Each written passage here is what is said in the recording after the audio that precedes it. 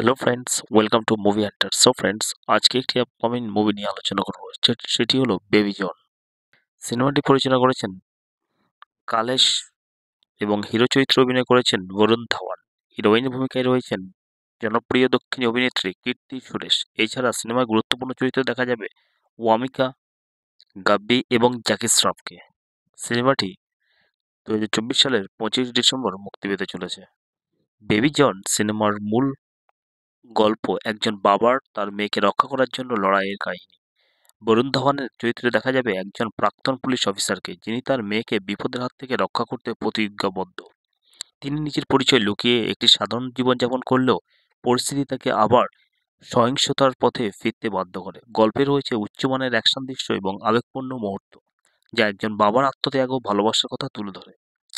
এটি মূলত একটি তামিল সিনেমা থেরই রিমেক, যেখানে গল্পের আবেগপূর্ণ দিক এবং ধুমধুমার অ্যাকশন সিকোয়েন্সের মধ্যে প্রাধান্য দেওয়া হয়েছে। ছবিটি পরিচালনা করেছেন কালেশ এবং প্রয়োজনায় রয়েছেন অ্যাটলি। কীর্তি সুরেশ, ওয়ামিকা গাব্বি ও জ্যাকি শ্রফের মতো তারকারা এই সিনেমায় গুরুত্বপূর্ণ ভূমিকা গ্রহণ করেছেন। ছবিতে মূলত বরুণ ধাওয়ান, যিনি নিজের পরিচয় লুকিয়ে শান্তিপূর্ণ জীবনযাপন করেছিলেন, কিন্তু কিছু ভয়ঙ্কর শত্রু যখন তার ছোট্ট মেয়ের জীবনকে হুমকির মুখে ফেলে, তখন তিনি নিজের অতীত জীবনের রাগ এবং দক্ষতাকে কাজে লাগিয়ে লড়াই শুরু করেন। সিনেমার গল্প তার শত্রুদের বিরুদ্ধে লড়াই করার পাশাপাশি একজন বাবার নিজের সন্তানকে রক্ষা করার আবেগময় দিকগুলো তুলে ধরেছে। সিনেমাটি মূলত অংশে রয়েছে থ্রিল, অ্যাকশন এবং আবেগের মিশ্রণ।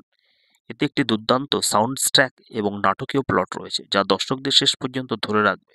কীর্তি সুরেশ ও জ্যাকি শ্রফ গুরুত্বপূর্ণ ভূমিকায় রয়েছেন, যা গল্পে আরও গভীরতা যোগ করেছে। সিনেমাটি মূলত পিতা ও কন্যার মধ্যে যে এক স্নেহ এবং আবেগপূর্ণ দিক, সেটি তুলে ধরা হয়েছে। একজন পিতা যে কর্তব্যবদ্ধ তার কন্যাকে রক্ষা করার জন্য নিজের জীবনকে বাজি রেখে, সেটি তুলে ধরা হয়েছে। এবং পুলিশ অফিসার হয়েও যে তার কন্যার প্রতি কর্তব্য কতটা অটুট, সেটি এই ছবির মধ্য দিয়ে দেখানো হয়েছে।